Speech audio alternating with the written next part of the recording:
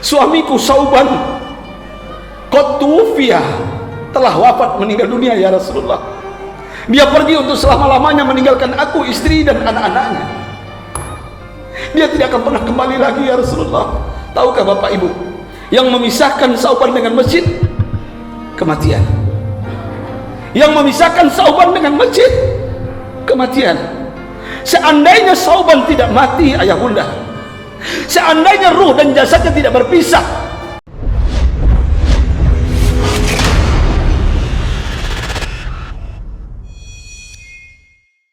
nggak mungkin.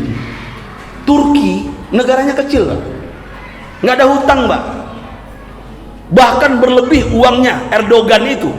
Dan saya nggak percaya awalnya melihat di sosial media katanya subuhnya di Turki itu sama dengan Jumat. Nggak percaya saya, hoak ini, nggak benar. Ketika saya umroh plus Turki, seminggu saya di Turki, musim salju, Pak, musim salju, bukan musim dingin, musim salju, ada es saljunya. Demi Allah saya bersumpah di Masjid Rahmatullah. Tahukah Bapak, jam 3 saya bangun, saya datangi masjid, saya datang ke masjid dengan parfum ala Indonesia. Ketika menjelang jam 4 sebelum subuh itu, apa yang terjadi? Di belakang saya membludak anak-anak muda ganteng-ganteng, gagah-gagah, sampai membludak keluar seperti Jumat, Pak. Saya nggak nyangka, ganteng-ganteng yang azan suaranya merdu, yang jadi imam merdu. Pas keluar masjid, yang lebih hebat lagi apa? Kendaraan, nggak ada kendaraan murah, Pak. Nggak ada mobil Agya, apalagi Ayla. Halo, halo. Ini aja kita punya motor Beat aja ndak ke masjid belagu kayaknya. Mereka Pak kaya miskin, Allahu Akbar. Demi Allah, kenapa berkah negara itu? Diamalkan apa yang ada dalam Al-Quran. Kita nggak usah berbicara Indonesia, cukup berbicara Umban Sari. Setuju tidak? Setuju tidak? Mohon maaf aparat pemerintah, Pak RT, Pak RW, saya juga RW nih. Saya juga pernah jadi RW di komplek mewah lagi di Jakarta.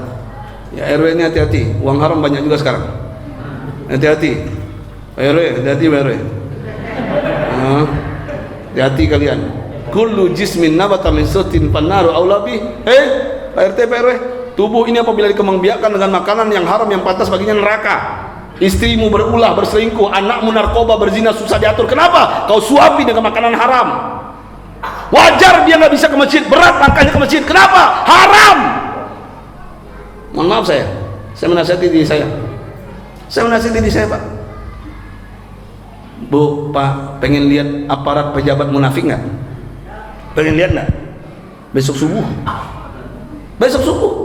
ke masjid kan dia? Mohon maaf guru-guru saya, Ustadz, Buya, guru ngaji, mohon maaf saya pengen lihat Ustadz munafik nggak? Pengen lihat Buya munafik nggak? Pengen lihat ulama munafik nggak? Pengen lihat kiai munafik nggak? Gampang, Pak, besok subuh. Jangan ngaku Ustadz, Buya, kiai kalau subuhnya nggak ke masjid. Hei, jangan mengaku Ustadz berjenggot pun kalian kalau nggak ke masjid kalian subuhnya, berarti kalian munafik. Siapa yang ngomong? Yang ngomong siapa? Rasulullah. Saya nyambung aja, Pak, nyambung lidah beliau. Ya, kaburu maktan indallah taqulu ma la taf'alun. Allah murka, Allah benci. Kau pandai berceramah, menceramahi orang, hebat kau. Air mata orang keluar, air telinganya pun keluar. Saking hebat kau ceramah. Canggih, tertawa orang ceramah kau dengar. Hebat kau berceramah, menangis orang habis itu gara-gara muhasabah. Tapi subuhnya kau menghilang entah kemana. Binimu tak berjilbab, turun dari mimbar, janda kau cowel, bini orang kau pegang. Halo, ada enggak Buya seperti kau? Ado, Pak, di Bogor, di sekolah dodo. Alhamdulillah. Di Pekanbaru buyanya elo-elo sadonyo. Alhamdulillah. Saya teringat dengan kisah. Saya berkisah lah. Mudah-mudahan kisah ini bisa memotivasi anak bujang, lapuk, suami-suami kita, para lelaki. Kisah ada seorang sahabat Nabi, Pak, riwayatnya sahih, namanya Sauban. Pernah dengar Sauban? Sauban ini, Pak, Sauban ini tidak pernah absen subuh ke masjid, Pak. Sauban ini, Pak, dia tidak pernah absen pasti ke masjid subuhnya. Yang hebatnya lagi, Pak, Sauban nggak pernah di belakang Nabi sholat, nggak pernah di belakang Rasul. Dia kalau sholat itu, Pak, Sauban, Pak, di pojok sebelah kanan di situ. Dia tetap di pojok, nggak pernah di sini. Kenapa dia di pojok, Pak? Habis sholat zikir doa ketiduran dia. Tidur dia. Singkat cerita Bapak Ibu, pagi itu subuh itu Sauban nggak ke masjid. Rasulullah sebelum takbir belum menoleh ke belakang. Apa kata Rasulullah? Sawu sufufakum fa inna taswiyatas subuh min tamamis. Aina Sauban? Karena Rasulullah tahu Sauban itu di sana. Tapi pagi itu nggak nampak. Aina Sauban? Mana Sauban? Apa jawaban sahabat? Ma'arafna ya Rasulullah, kami nggak tahu. Kami nggak tahu. Nggak mungkin Sauban nggak ke masjid. Dia orang beriman bukan munafik. Kita tunggu. Karena waktu subuh singkat, Sauban nggak juga datang. Akhirnya Rasulullah sholat. Zikir, doa, tazkirah, tausiah seperti ini. Isyraq jam 6 pagi. Suruk. Setelah suruk, Rasul bertanya lagi ke sahabat, siapa yang tahu rumah Sauban? Nunjuk sahabat di pojok. Araftu ya Rasulullah baitahu manzilahu. Aku tahu rumah Sauban ya Rasulullah. Apa kata beliau? Antarkan aku ke rumah Sauban. Tahukah Bapak Ibu, jam 6 pagi berangkat ke rumah Sauban. Jam 6 pagi berangkat, sampai di rumah Sauban jam 9. Berarti jarak masjid dengan rumah Sauban berapa jam? 3 jam. 3 jam. 3 jam. Seandainya di Masjid Rahmatullah subuh jam 5, biar mudah menghitungnya. Seandainya nih. Berarti Sauban berangkat dari rumah jam 2. Gelap Pak, nggak ada lampu. Nggak ada lampu. Jam 2 beliau berangkat.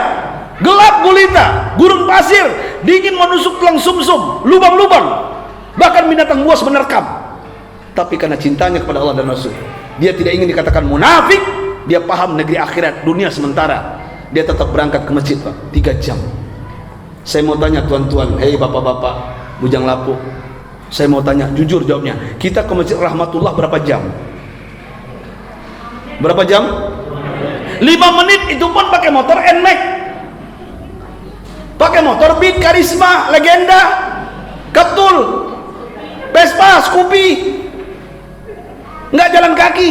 Sauban 3 jam jalan kaki. Allahu Akbar. Malu kita ayah bunda.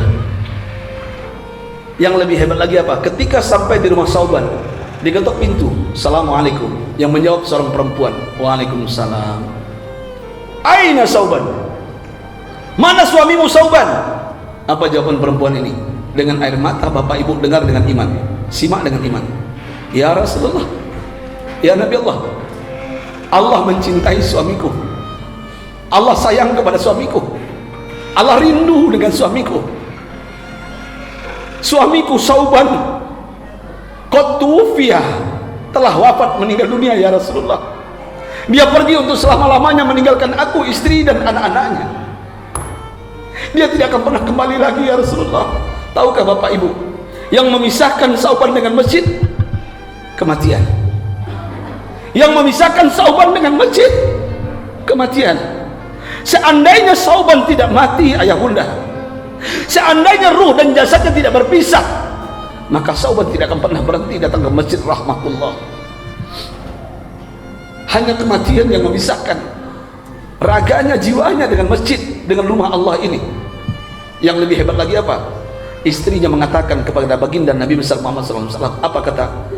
Wahai Rasulullah, sebelum kematian suamiku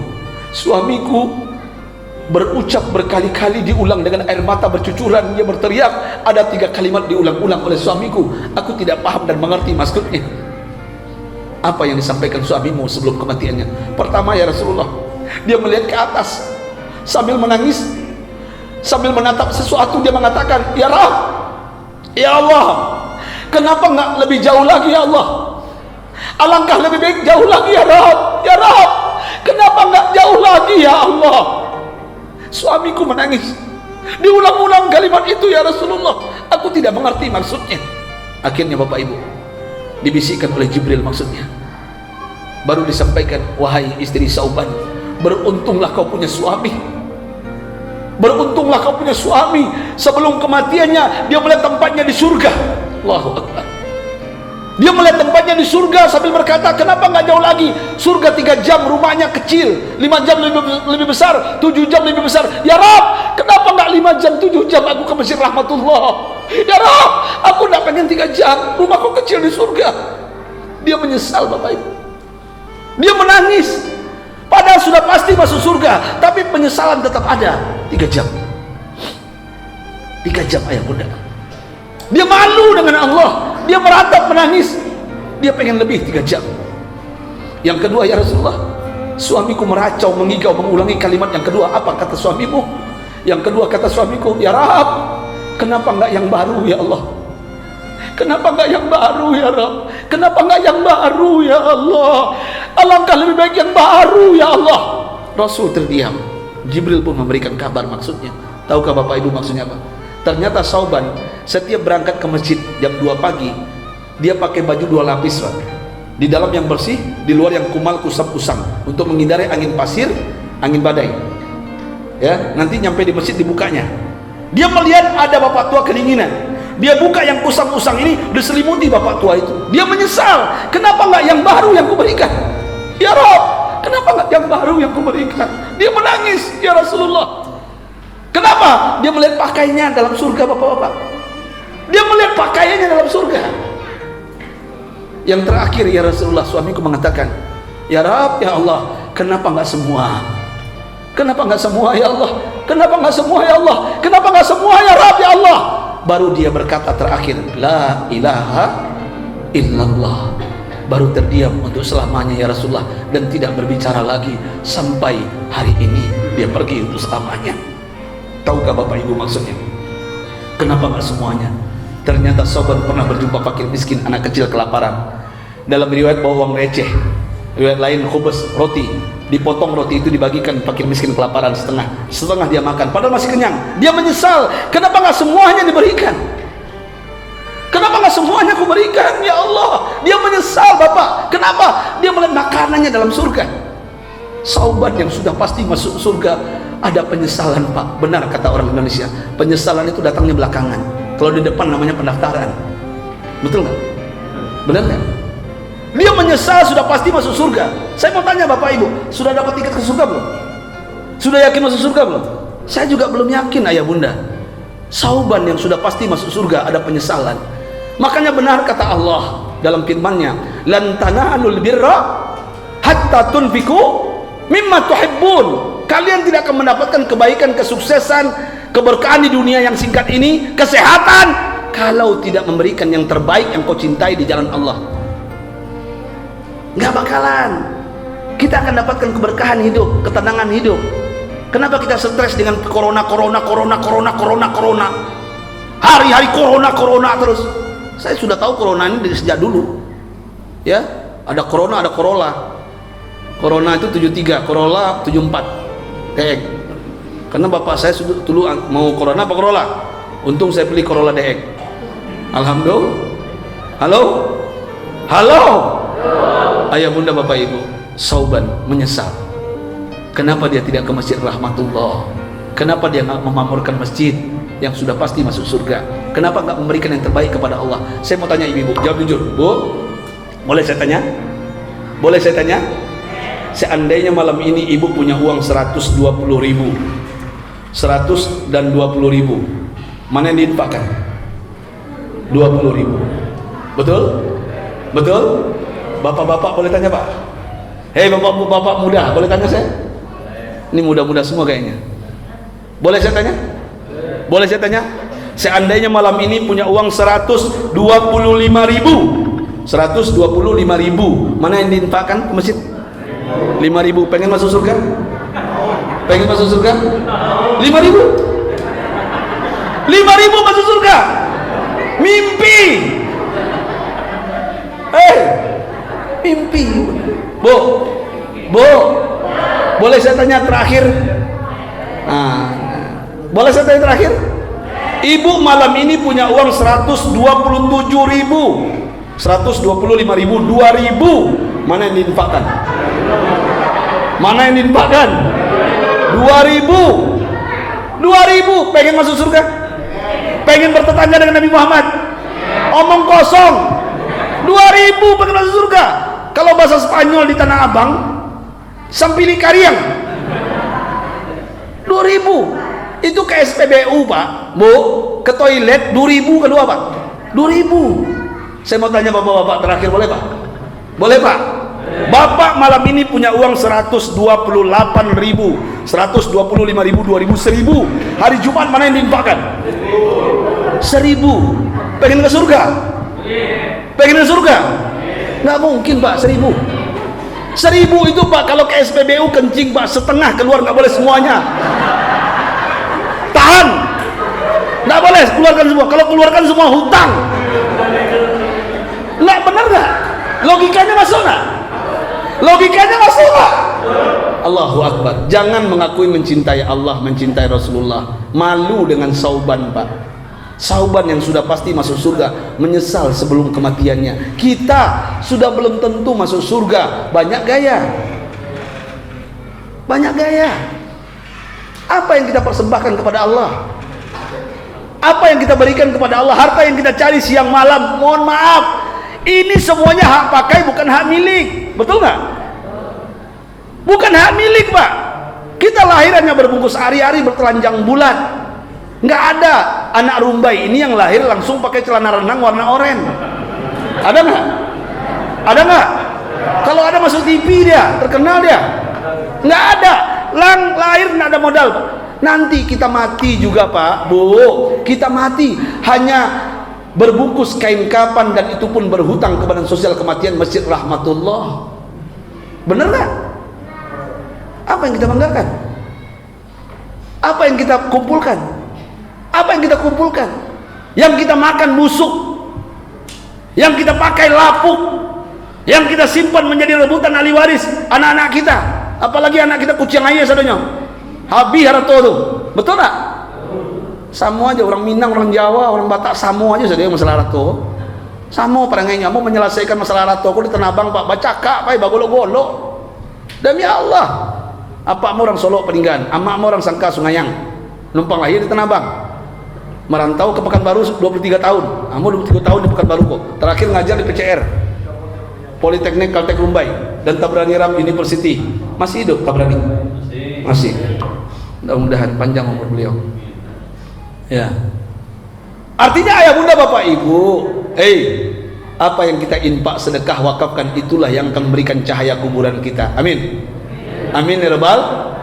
Malam ini berikan yang terbaik. Wakaf, program mereka wakaf 1 juta Al-Quran, dan ini menyebar dan pahalanya mengalir kepada kita. Jangan kematian kita sia-sia. Jangan sampai menyesal seperti Sauban. Allah mengatakan dalam surah Al-Munafikun, wa anfiku mimma razaqnakum min qabli ayati ahadakumul maut. Infakkan sebagian harta kalian. Kenapa? Ketika kematian datang baru berkata, fayaqul rabbi laula akhartani ila ajalin qarib. Ya Allah, seandainya engkau kembalikan aku ke Masjid Rahmatullah sebentar saja, aku akan subuh berjamaah, aku akan berinfak, bersedekah, berwakaf. Ya Allah, kira-kira kembali enggak? Kalau sudah mati kembali enggak? Dijawab di ayat 11 Al-Munafikun, wala yuakhirallahu nafsan iza jaa ajaluha. Ketika ajal datang tidak akan bisa diakhirkan, dimajukan. Makanya ya bunda, saya ingin sampaikan, apapun yang kita miliki hari ini ada hak yang mesti ditunaikan. Kalau ingin bercahaya kuburan kita, nanti orang tua kita niatkan untuk orang tua kita. Saya pernah baca kitab, dengarkan. Dalam kitab itu, kitab para wali ini bermimpi. Dia berjalan di kuburan. Yang namanya wali ada mukasyafah namanya. Dia bisa melihat yang gaib. Dia melihat ruh Bapak Ibu. Ruh ini dilihat ada yang merintih, mencakar wajahnya berdarah, mencakar perutnya terburai ususnya. Ternyata ada bapak tua, putih rambutnya, wajahnya putih, pakainya putih, duduk di atas batu nisan. Ditanya oleh waliullah ini, Tuan, yang lain merintih kesakitan, merana, kenapa engkau tersenyum sendirian? Apa katanya? Wahai Tuan, alhamdulillah aku punya anak bujang, tukang sol sepatu di pasar. Setiap pagi dia berinfak, bersedekah, berwakaf atas namaku. Alhamdulillah, kuburanku bercahaya. Kuburanku seperti taman surga. Aku menginginkan cepat kapan kiamat datang, karena aku sudah tidak sabar ingin masuk surga. Allahu Akbar. Tersentak bangun waliullah ini. Dia pergi ke pasar, dicari tukang sol sepatu, benar. Dia tanya, betulkah bapakmu sudah meninggal? Di mana kuburannya? Ditunjukkan. ternyata benar ayah bunda. Artinya apa? Sedekah infak yang kita berikan untuk orang tua kita sampai